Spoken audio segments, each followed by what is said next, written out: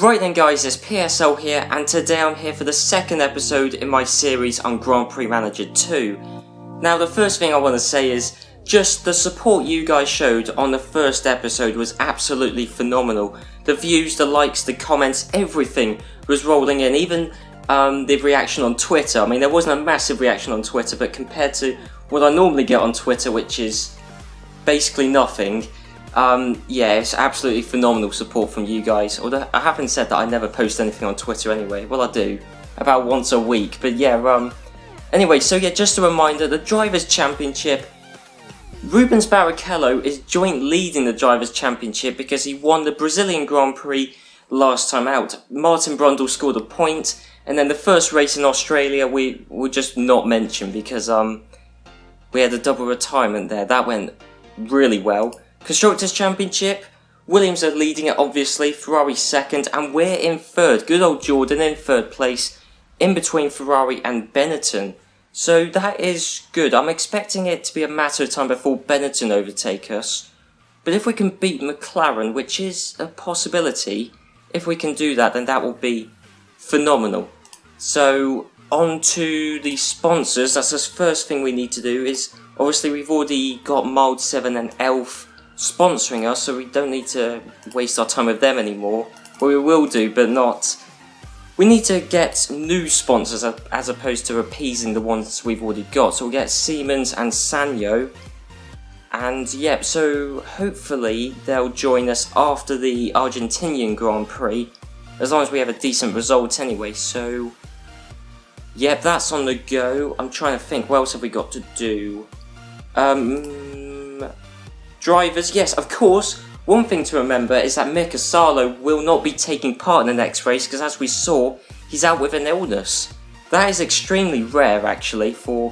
I've heard it's quite common in Grand Prix Manager, well, the first Grand Prix Manager game, but in the second one, happens quite rarely. So Mika Salo will not be taking part. It will be Till's test driver, which is, let's find out actually, Till's test driver, Emmanuel Collard. He's actually, what are his stats like? Are they good? They're not that good, but I have seen him. I don't know if I've seen him win the championship before in this game, but I've definitely seen him come close to winning a championship before. But that's like several seasons down the line, and usually I've seen Ferrari sign him.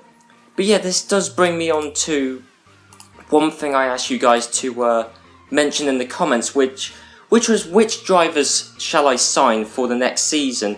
Loads of names cropped up. I saw Alexander Wirtz, David Coulthard, Panis, Montoya, Ralf Schumacher. Who else did I see mentioned?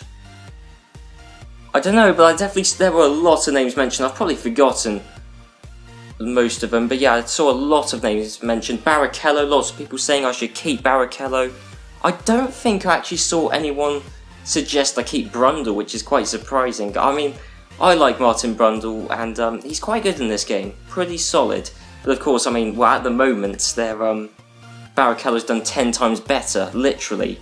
But, well, let me show you the problem with Ralf Schumacher, because Ralf Schumacher was by far and away the most suggested driver.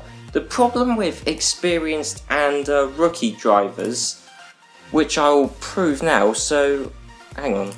What am I doing? Yeah, let me, just in case I'm wrong on this, but I'm pretty certain I'm not. If you try and sign a rookie driver, such as Ralf Schumacher, so let's say I try and get him for $850,000 for 16 races. Okay, he doesn't want that. What about $900,000? Oh my god, how greedy is this guy? He hasn't even got a Formula 1 seat, Ralf Schumacher. Jeez, $1 million. Here's the problem. Is for any experienced or rookie driver, because they don't have a Formula 1 contract, you have to sign them immediately or not at all. So that's the problem, and for some reason it cost $15 million to buy out Martin Brundle's contract. I have no idea why. I mean, I guess that's his remaining salary times 10, possibly. It seems a bit excessive though. But yeah, that's the problem with Ralf Schumacher, is I would have to sign him at the end of a season, or once another team signed him, because then I can get him at the end of a contract. So, Ralf Schumacher is someone I'm definitely keeping in mind. Barrichello, I saw lots of people suggest I keep him, and I do want to keep one of my drivers, so I'll keep Barrichello. So we'll sign him up for next year. What am I doing here? $1,650,000 for. We'll keep him for just one season. There we go. So we got Rubens Barrichello for one season. Well, this season and the next year. Now here's where it gets tricky, because Barrichello, of course, is Brazilian. So we need someone who's either French, German or Italian for either Renault, Ferrari or Mercedes engines. Brundle doesn't cut the mustard. Morbidelli does, but I don't particularly want to keep Morbidelli.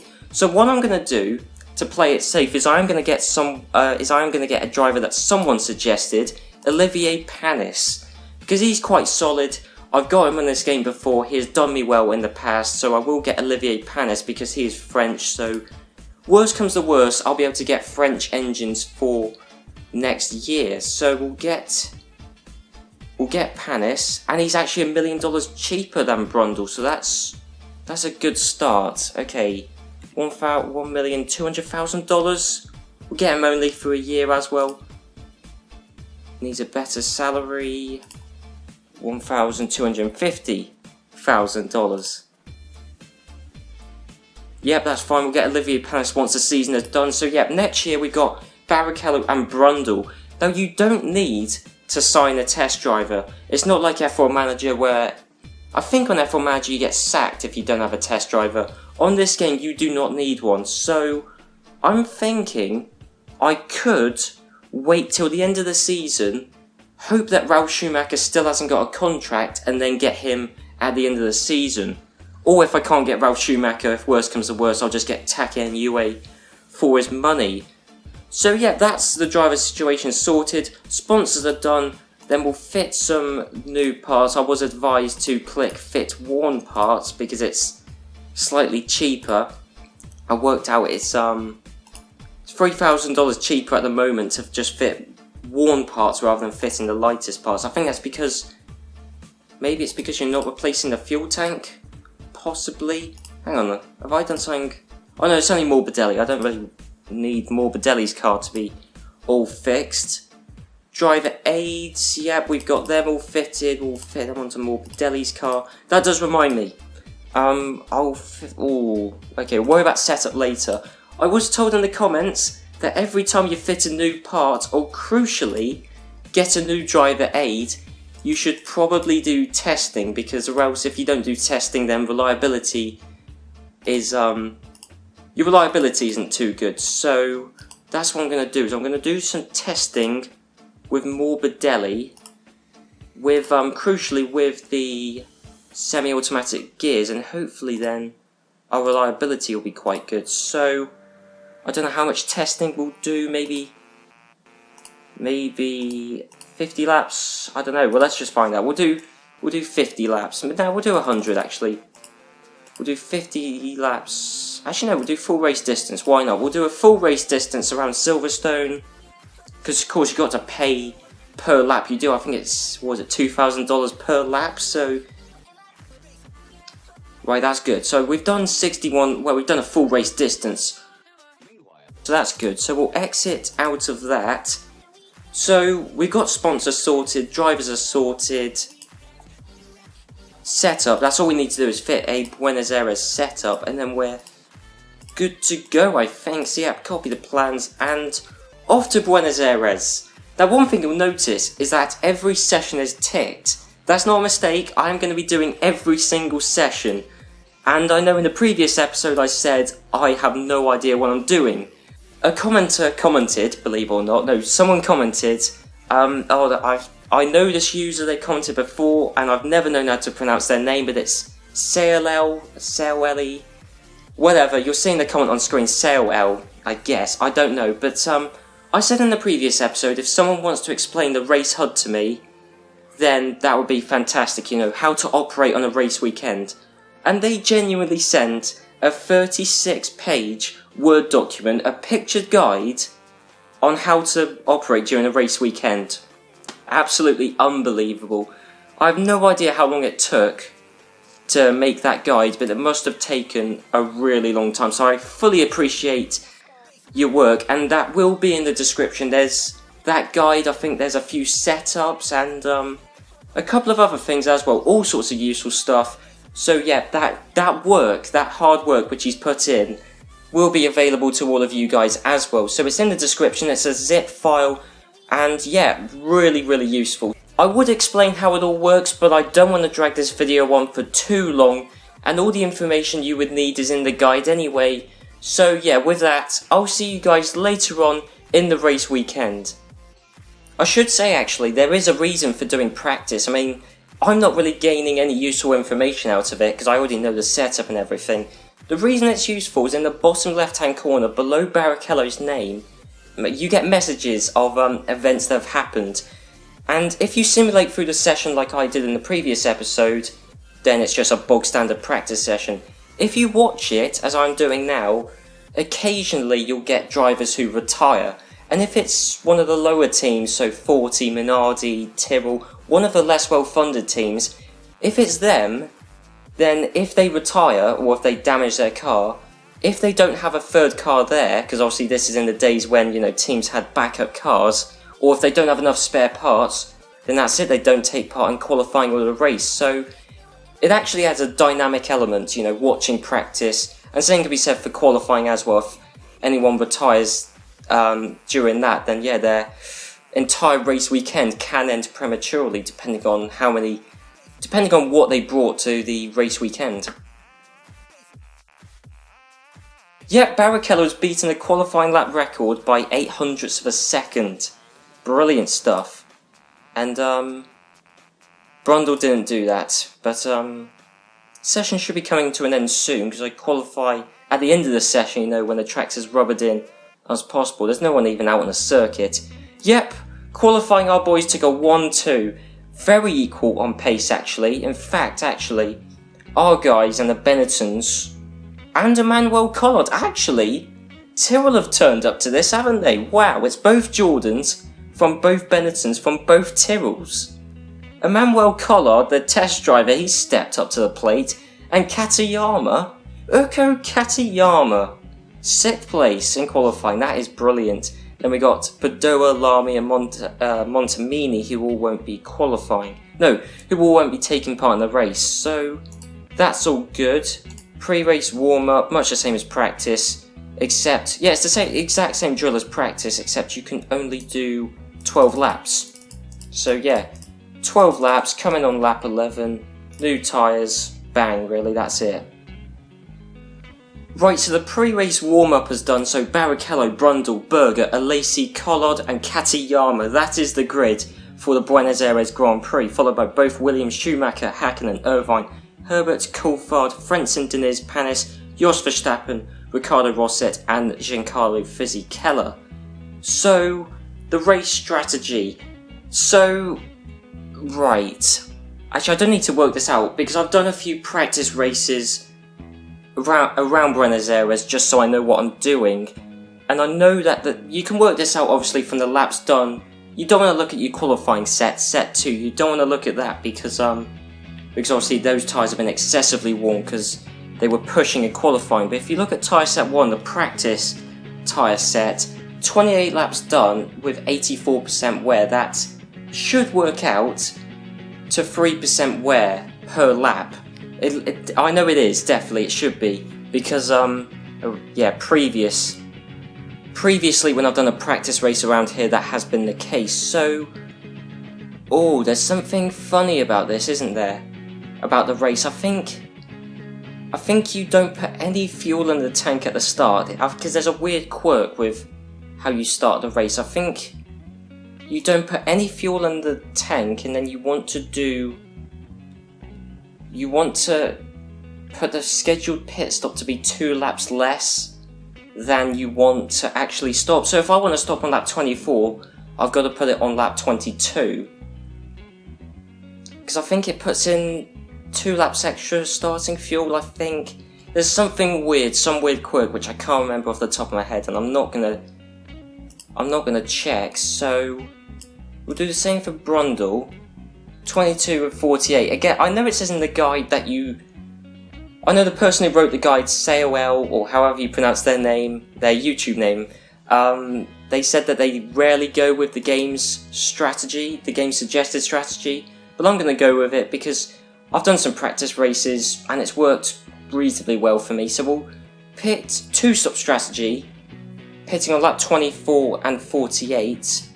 I think I've got it all set up. I don't know if you have to fit new parts at the start of a race. Let's not, because our money situation isn't too great. We'll see once we finish this race, it won't be too great. So, new set of tyres. Tyre set 4. That's all set up, I think. To be honest, if I've done it wrong, I probably will just restart the entire recording. So formation lap. Formation lap's another interesting one. Just like in practice, well, in practice, if someone retires there, they might not be able to do the rest of the race weekend. If someone stalls on the formation lap, then obviously they have to start at the back of the grid. But I don't think anyone did stall, actually, so we'll skip to the end of the formation lap. So that's all done. So yeah, the start of the Buenos Aires Grand Prix in 1996. One thing I've got to do before we get into that excitement is to correct the pit stop strategies. Next to the number 1, I've got to change the 22 to 24, so then we actually pit on the correct lap. And obviously you'll notice there's 3% tyre wear already because the tyres do get worn on the formation lap, but I really can't be bothered to take that into account. Because as I said, I've done practice races and I've done alright doing what I'm doing now, so let's just head on to the start of the Buenos Aires Grand Prix. And yes, both Jordans have got off to a decent start from both Benettons and both Tyrrells. Oh my word, Tyrrell are doing amazingly. Now if we click the arrow, we get to this video camera on a tripod, and look at this. This is, I'll tell you what, this was the greatest thing I found out from the guide, was this TV mode, kind of like F1 Manager-esque, where you can speed through the race relatively quickly.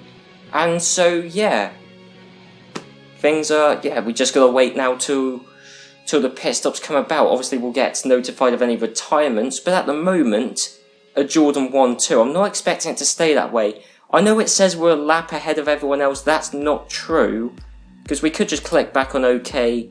Where are we actually? What's that massive train there?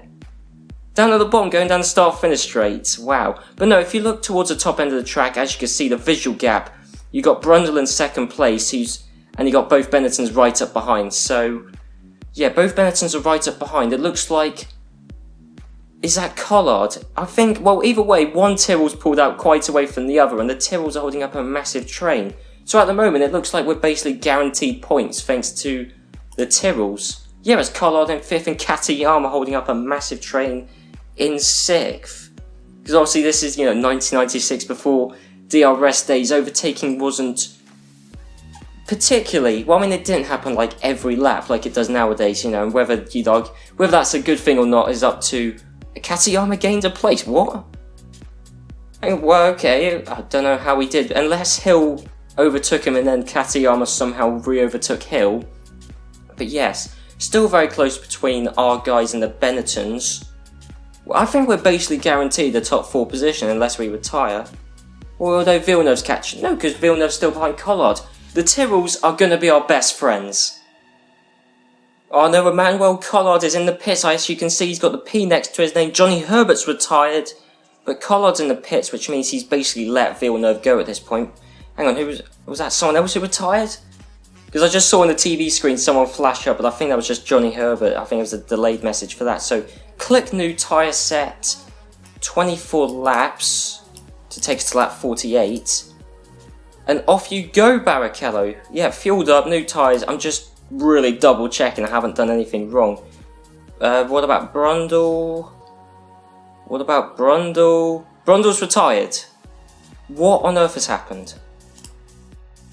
I mean, this is just typical, isn't it? That even after I've got the race HUD explained to me, step by step, I still make a mistake. I think that's either extremely bad luck, or I tried to double stack the cars and Martin Brundle flat out refused to come into the pits. But I mean, even if that's the case, surely it would be preferable to double stack than it would be to stay out and just run out of fuel. I mean, that's just stupid. But either way, Rubens Barrichello in 3rd, doing solidly. Villeneuve 4th, Collard still in 5th, Katayama down in 11th, unfortunately. Right, now this is important. So Barrichello's coming for his last stop. Stopped for 12 seconds, but Villeneuve was behind him. I don't know how close behind him, but he was behind him in track position terms. Now, okay, so we've come out behind Villeneuve, ahead of Damon Hill. So worst case scenario is we're going to finish 4th, but I'm hoping... Yeah, Villeneuve's coming into the pits, and... No! Still in 4th. Hang on, where are we? Number 4? Oh no, number 11, yeah, okay. Hang on, so who's number 5 then? Hang on. Is that number 5? Who's that? Is that Villeneuve? Can't be Villeneuve. Hang on. Have we come out ahead of Villeneuve? Is that what's happened there? No.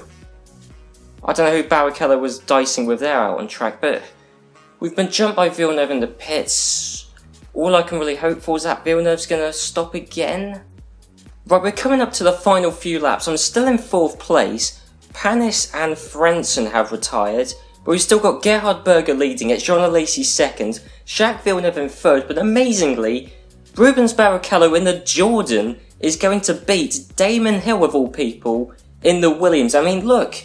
Barrichello's at least a lap ahead of Damon Hill. That's phenomenal. So there we go. Gerhard Berger from Jean Alesi from Jacques Villeneuve. But that's pretty predictable. But Rubens Barrichello in 4th.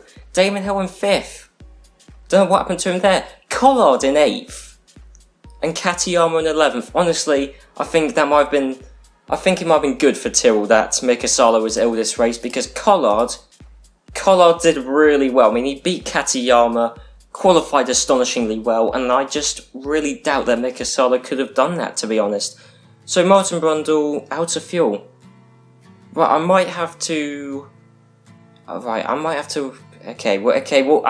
go on the assumption that cars won't double stack. Of course, in real life, with 12-second pit stops, you wouldn't double stack, but I don't think that mattered in this game, but apparently I am wrong. But still, that's 3 points. 3 points, and quite honestly, we're not looking to win the championship this year.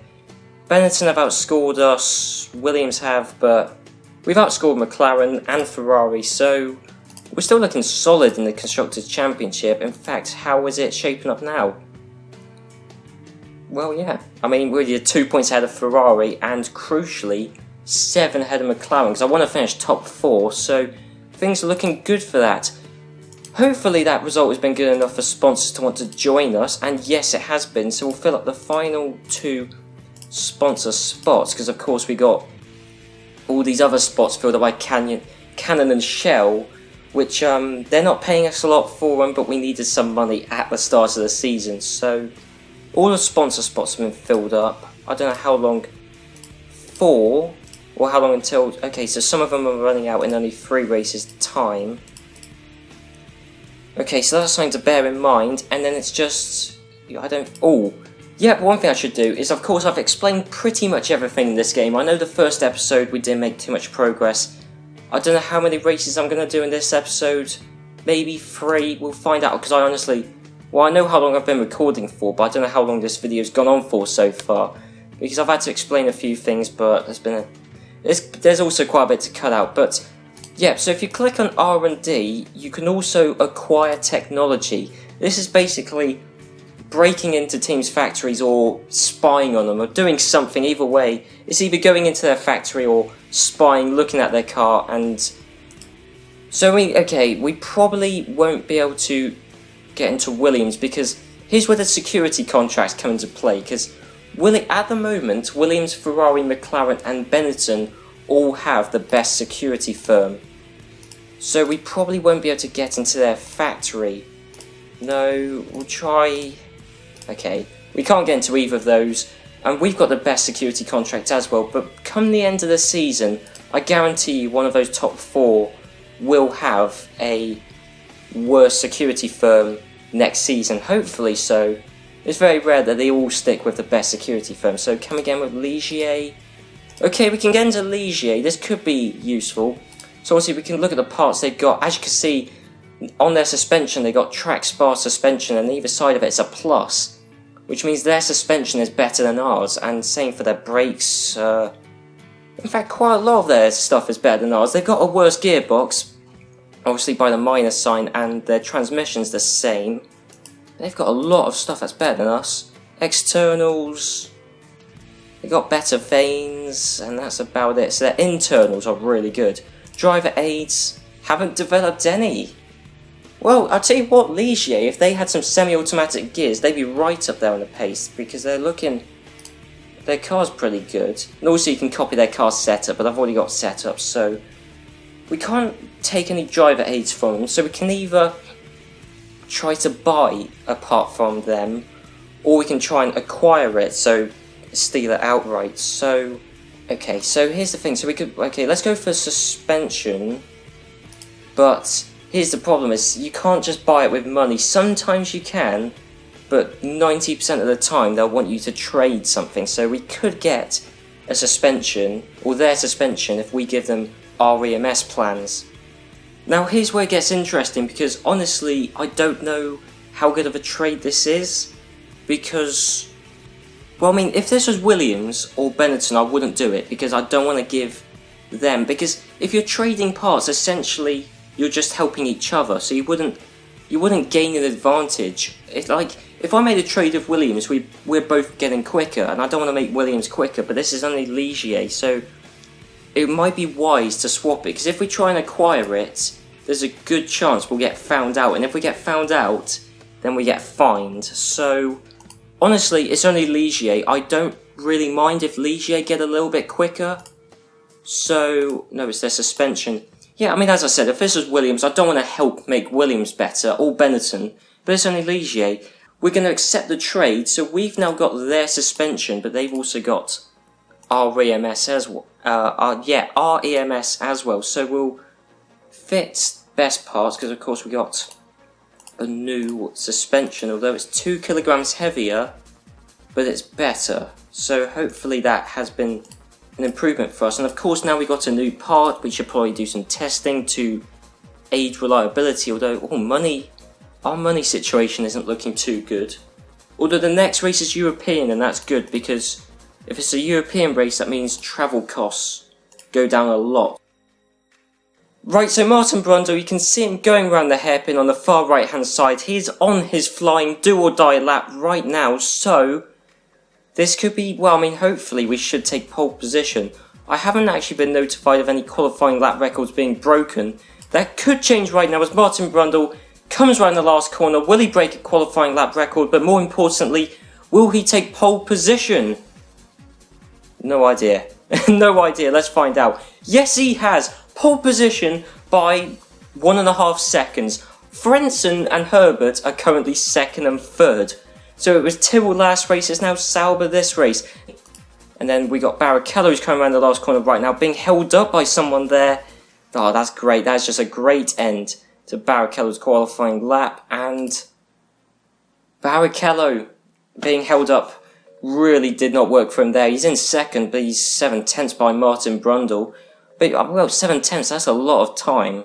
I don't know whether that was just lost from being held up, but either way, a 1-2 for Jordan, and that's, Fisichella is out. It's just said on the bottom right there. Fisichella for Minardi. Minardi seriously might not have a spare car or spare parts there to be able to take part in the rest of the race weekend. You know, Minardi are not exactly the most well-funded team. Oh, it doesn't matter anyway, because Fisichella hasn't made it within 107% anyway. So yeah, it's Fisichella, Rosset and Padoa who all have not made within... Well, okay, they're the ones who will not be taking part in the race. Sarlo didn't even make it within 107%, although to be fair, neither did Katayama. So for the grid, it's both Jordans, both Saubers, Irvine, Gerhard Berger, then Coulthard, Schumacher and Lacey Villeneuve. Damon Hill couldn't even make it within the top 10. That's quite bad for the guy who's supposed to win the Drivers' World Championship. And then, oh yeah, pre-race warm-up. I always forget about this. Oh yeah, out of fuel. That was stupid. Oh well, you know what? I'm not going to lose anything by not taking part in a pre-race warm-up anyway. Right then, so I've decided to actually properly formulate a race strategy, because I know in the previous race I was just kind of showing it off and I was trying to talk and play the game at the same time, and I didn't want to drag on the video for too long, so I've decided to off-screen, or I've cut it out anyway, planning the race strategy. So we got another two-stop strategy. I've factored in the fact that the warm-up lap is going to take in. Actually, I haven't factored that in.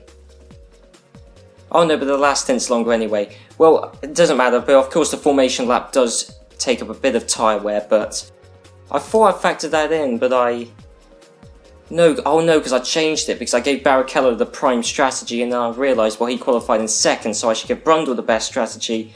But either way, Brundle will be pitting in one lap before Barrichello both times, and of course it says Brundle's pitting in on lap 20 and Barrichello 21, that's actually 22 and 23, but of course you've got to tell the game 2 laps earlier because it gives you an excessive amount of fuel, I think. Although I'm a little bit cautious because of course Brundle ran out of fuel last time. It should be fine though, so I'm just double checking. They've got on new tyres. Track condition is good. We haven't seen a wet race yet, or a changeable conditions race yet, which I'm not particularly looking forward to because I'll probably mess it up. I'll do a typical Ferrari 2016 and mess up the strategy. Formation lap. No one stalled, I don't think, but of course it's sped up. So actually we've got a 40 taking part in this race, haven't we? Yes, we do. Montemini will be taking part in this race. That's what I'm looking out for, to see how well 40 do, because you know they're not going to be taking part in the race all that often. But anyway. The European Grand Prix around Nürburgring is... Oh, it's always an anticlimax. Okay, 23 for Barrichello, 22 for Martin Brundle. A bit anticlimactic, but the 1996 European Grand Prix is underway, and it looks like, yeah, both Jordan's still leading from both Benetton's. No, both Saubers qualified behind us, didn't they? Then it's still Irvine in 5th, so... Let's go onto the TV camera so we can actually make sense of what's going on. Yeah, Brundle, Barrichello, Frentzen, Herbert, Irvine and Gerhard Berger is in 6th. Not much else to say apart from the fact Montemini in the 40 is ahead of Mika Salo. So Tyrrell, that electric pace, well, electric qualifying pace, I should stress, that they had in Buenos Aires just really has not translated into, well, good, any pace at all really in the Nürburgring. 11.2, that's 0.2 quicker than Brundle's pit stop, and that puts us second and third. Frentzen, of course, Frentzen pitted ridiculously early, and that means he's now currently leading it. But Jos Verstappen is out of the race, okay, but Frentzen must have to, well, obviously he has to come into the pits again, but he must be doing a free stop because he pitted ridiculously early. He's certainly not doing a long second stint because he's coming into the pits right now. And has... Hang on, what? Did he seriously come into the pits and come out ahead of us? Well, I mean, there's a Jordan there, just, you know, I mean, there's 2 Jordans there. Oh, yeah, I forgot that glitch happens in my game, where it pops up with whatever screen it's meant to be. But I think that is, going around the hairpin now, that might be Frentzen. I don't think it is, though, because that doesn't look like a Sauber. But regardless... Barrichello's only 6 seconds behind. That honestly might have been Frentzen. And Barrichello jumped Brundle, which I forgot to mention. But of course, in this era of Formula 1, Barrichello having 1 extra lap on, you know, with his car on fumes, the strategy was there for him. Basically what I'm saying is I accidentally gave Barrichello the better strategy. But at the end of the day, I mean, I don't care about the Drivers' Championship. It's only overall team points that I care about. And I think that was, yeah, Pedro Diniz has now retired, so a bad day for Ligier. I think that was Pedro Diniz. Well, I mean, the picture is of him spinning, so hopefully that's a driver error. I just hope it isn't an electronics failure for Ligier, because that won't be good. Barrichello's retired. What's that all about? He's out of the race. Great. Okay, so Brundle was either unlucky or stupid at the previous race. Either way, he ran out of fuel. But Barrichello, don't know what's happened there. We'll find out at the end of the race why he's retired. Mika Hakkinen has now retired. Okay, well either way, Brundle's leading at 32 seconds behind Frentzen, who's dominated this race. Herbert in third, and then it's Schumacher, Irvine and Gerhard Berger with the last points. Hang on, was that I just saw a message, Montemini retired. I mean Montemini, he'd been lapped by Katayama. Johnny Herbert is out. Oh my word, the drama all of a sudden. Look at this. Villeneuve in 9th is 1 lap behind, but then there's Pedro Lamy and Katayama who are 5 and 6 laps behind respectively. So, Brundle's catching up to Frentzen, but you know, it's the end of the race, I think. I think this is the last lap, so 23 seconds behind. Brundle is catching up 3 seconds a lap on Frentzen at the end there, but it just wasn't enough. Race results, Frentzen from Brundle from Schumacher. Wow, oh wow. And there's Gerhard Berger, no, there's Irvine, a Lacey. What happened to Gerhard Berger? He's in 7th. So, Damon Hill, yet another lackluster race. Villeneuve didn't even score any points. Montemini still finished ahead of Barrichello. Do you know what, that was probably one of a few races that 40 are actually going to take part, and they didn't even finish. So, Barrichello spun off. What? I mean, okay, sure, so did Montemini, but that's stupid. I've just signed Barrichello for next year and he spun off. In fact, loads of drivers did. So did Johnny Herbert and Hakkinen. So some good drivers spun off. And you know, Diniz went out of a collision, so did Salo and Panis. It's good to see though that Ligier retired not because of an electronics failure, which I was kind of worried about if that was the case, but yeah, we'll do. I have no idea how long this video has been going on for now because I've lost track. All I know is I've been recording for a long time, but I will do one last race. Well, Benson's leading the Constructors' Championship. I don't think they were heading into this race, and then it's Williams second and Jordan in a reasonably solid third, certainly solid top 4 position because Sauber are now in 5th, McLaren having a mare of a season so far. Right, so as we can see, heading into qualifying, as we can see on the pit board, raining, so I still don't know what to do here. Well, okay, the rain could get worse because as you can see in the top right, it's currently at 2 raindrops, it can get to 3. So, I mean, realistically, the track conditions can't get much worse.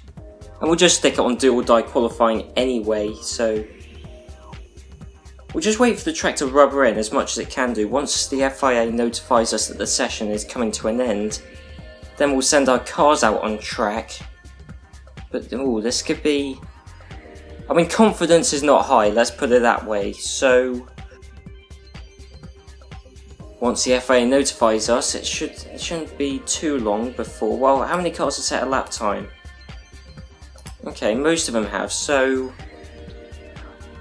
well, the track's nearly rubbered in anyway, whichever one. Okay, the track's rubbered in. I don't think the rain's going to ease off, so we'll just send them out there. Yeah, I only did 5 laps. I think it's just because I left it with the standard 5 laps worth of fuel in the tank before Brundle and Barrichello ran out of fuel and then, you know, couldn't do any more. No, I'm doing it wrong. So 5 laps worth of fuel in the tank. Pit on the second lap. Okay, so yeah, let's just send them out. Oh no, we want wet weather tyres, don't we? I tell you what, that would have been a big mistake if I sent them out. It's raining steadily, okay. Wet weather tyres, let's just go with that. I did download some wet weather setups from the same person who made this guide so well. Right, so as you can see, both of our cars, they're coming up. You kidding? You kidding? I mean, you would have just seen it just off of the message, but Brundle blew up.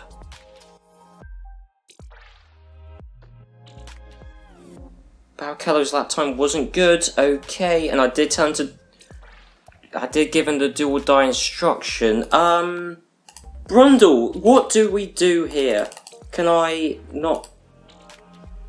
Martin Brundle's qualifying laps are over. What does that mean?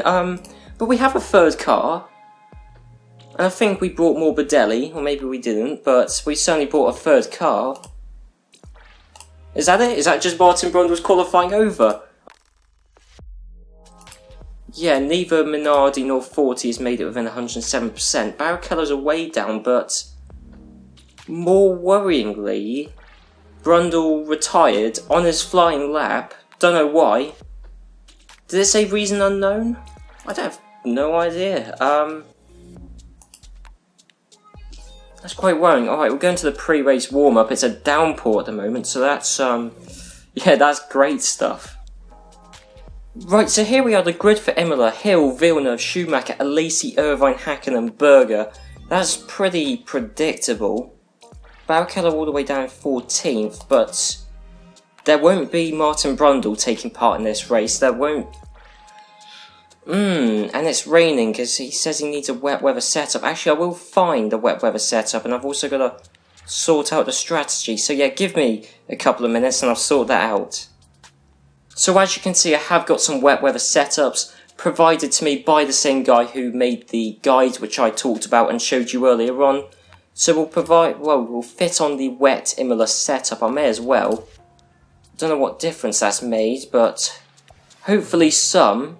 I mean, to be honest, we've only got one car left in the race, so I'm not going to take any chances at this point. I know, because I double checked, there's only two. Assuming it's going to be raining all race, we could easily do a 2-stop. The game wanted me to do a 3-stop, but you only get 2% tyre wear per lap on the wet tyres and wet conditions, whereas it's 4%, close to 4% wear per lap on the dry tyres in dry conditions. So we can do less stops in wet conditions, so we'll do that. We've got all that set up. The formation lap, okay, it's still wet for the formation lap. I don't think anyone's stalled, it would have said, but of course we're starting down in 14th, I'm not expecting much, so hence why I've got a, I'm only doing a 2-stop strategy. Hopefully everyone else will do a 3-stop, that's what I'm hoping for. But anyway, the 1996 San Marino Grand Prix is underway, and it looks like, I couldn't really tell because of course I sped it up, but looks like it's still both Williams, a Ferrari, or Benetton, a Ferrari, and McLaren. I'll tell you what, that would be a change to see a McLaren score points. We haven't seen that all episode, actually. I mean, they've only scored 7 points this entire season so far. And of course, if we don't score any points, which is entirely possible, then, you know, McLaren could quite easily and quite quickly catch up to us in the Constructors' Championship. Right, so Johnny Herbert has retired. That's why I'm up into third. Barrichello? Great. Fantastic. Barrichello's just retired. We saw some smoke there on the picture. I was just about to say how Johnny Herbert's retired, and that's the only reason I've gained a place all race, and then we've retired. I don't even know if I want to bother watching the rest of the race, to be honest. Not really. Not really. I'll just end the race. Villeneuve from Irvine from Hill. Eddie Irvine did pretty well, to be fair to him. But, why? Why did our car break down?